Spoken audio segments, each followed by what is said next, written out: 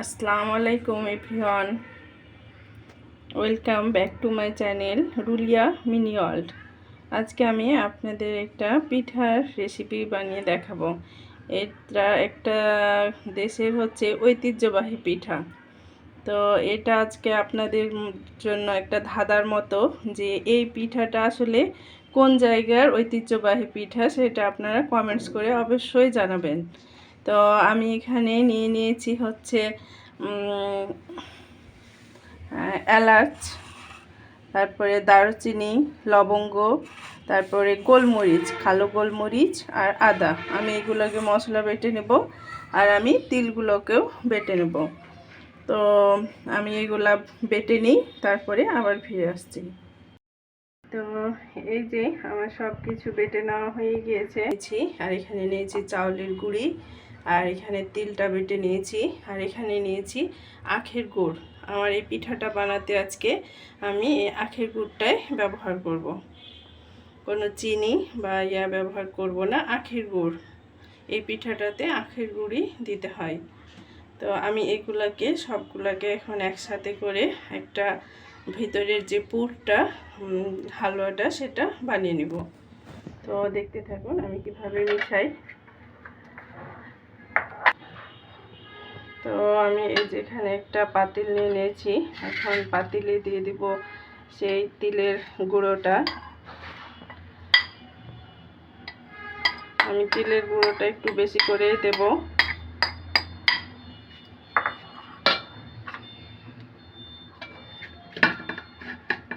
তারপর এখানে নিয়ে নিয়েছি চাউলের গুঁড়ি।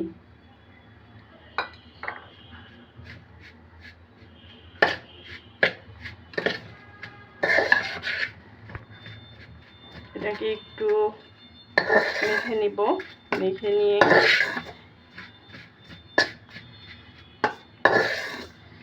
এর মধ্যে দিয়ে দিব সেই মশলাটা।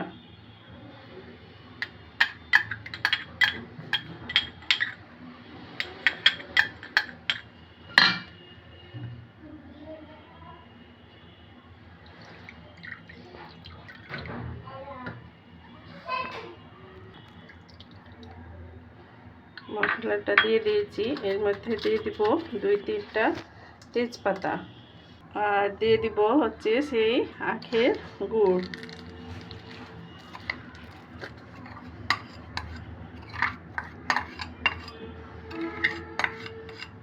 দিয়ে দিয়েছি, এবার পানি দিয়ে আমি ভালো করে মিশিয়ে নেব। তো এই তো আমি এটাকে ভালো করে এখন গুলিয়ে নিচ্ছি। হালুয়াটা আমি বানিয়ে নিয়ে, এটা হচ্ছে আমি যে পিঠা বানাবো সেই পিঠার পুর ভিতরে। এই তো আমি এখন দিয়ে দিব লবণ 1 চিমটি মতো। তো এই তো আমার হালুয়াটা বানানো শেষ। তো আমি আগেই বলেছিলাম যে এটা হচ্ছে একটা দেশের ঐতিহ্যবাহী পিঠা। তো আমাদের যে ঐতিহ্যবাহী যে পিঠা, সেই পিঠার আবার মানে এই খোসাটা দিয়েই হচ্ছে বানিয়ে নেওয়া হয় হালুয়াটা। কোনো খোসা ছাড়ানো হয় না, ওই কালো যে উপরের খোসাটা সেইটা সহই বানানো হয়, আর এটা কালোই থাকে। তো এরকম কালো করেই বানিয়ে নিলাম আমি হালুয়াটা। আমার বানানো শেষ। তো চলুন এখন ঢেলে নিই।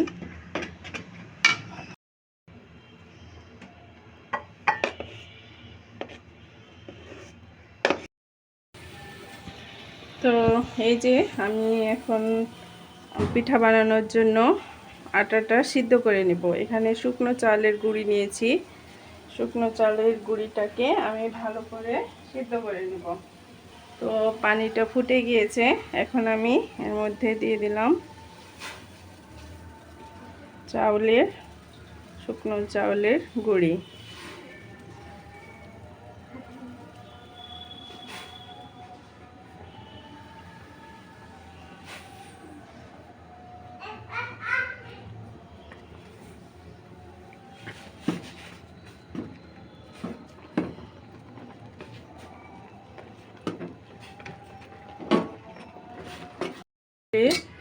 আটাটাকে ফুটন্ত গরম পানির মধ্যে দিয়েছিলাম, দিয়ে ভালো করে নেড়ে এখন এই গরম অবস্থায় আমি 10 মিনিটের জন্য ঢেকে রেখে দেব। এই তো আমি পিঠাটা এখন বানিয়ে নিচ্ছি। খুব মসৃণ করে আটাটা সুন্দর করে আমি মেখে নিয়েছি।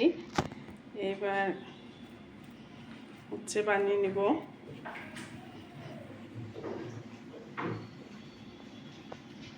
তো আমি একরকম আটা দিয়ে আজকে 2 রকমের হালুয়া করে 2 ভাবে হচ্ছে বানাবো। একটা হচ্ছে তিলের হালুয়া বানিয়েছি, আর একটা খিরসা, দুধের খিরসা দিয়ে বানাবো। এই প্রথমে এইভাবে গোল গোল করে নিলাম। আমি হাত দিয়ে বানাচ্ছি।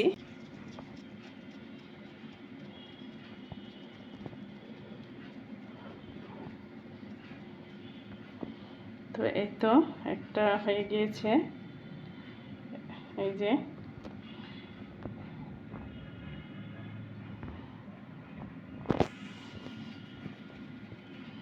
আমি এইভাবে আগে গোলাকার করে বাটির মতো করে বানিয়ে নিব, পরে এর মধ্যে পুর দিয়ে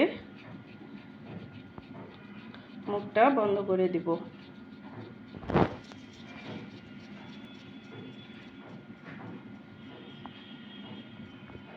আপনাদের কাছে পিঠা কেমন লাগলো অবশ্যই কমেন্টস করে জানাবেন।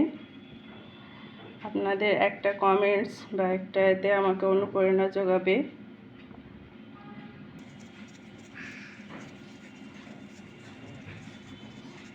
এই যে 2টা আঙ্গুল দিয়ে চেপে চেপে এইভাবে আগে বাটির মতো করে বানিয়ে নিলাম।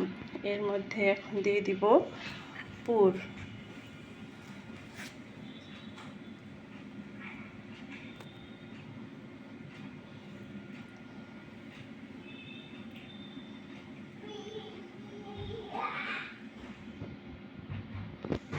এইভাবে পুরটা দিয়ে আস্তে আস্তে মুখটা বন্ধ করে দিব।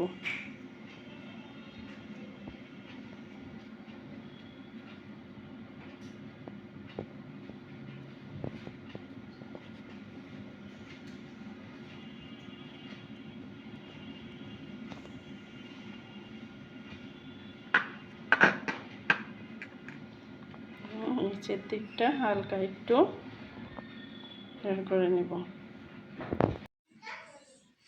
তো এই তো আমার পিঠা বানানো হয়ে গিয়েছে। এখন আমি পিঠাগুলোকে রাইস কুকারে সিদ্ধ করে নেব, মানে ভাপ দিয়ে নেব। তো এখন আমি রাইস কুকারের যে উপরের ছাকনাটা, সেই ছাকনায় পিঠাগুলোকে সাজিয়ে দিচ্ছি। এইবার রাইস কুকারের মধ্যে দিয়ে দিলাম। এখানে 10 থেকে 15 মিনিটের মধ্যেই হয়ে যাবে। তো এই তো আমার পিঠাগুলো সিদ্ধ হয়ে গিয়েছে। তো এই তো আমার পিঠা বানানো শেষ।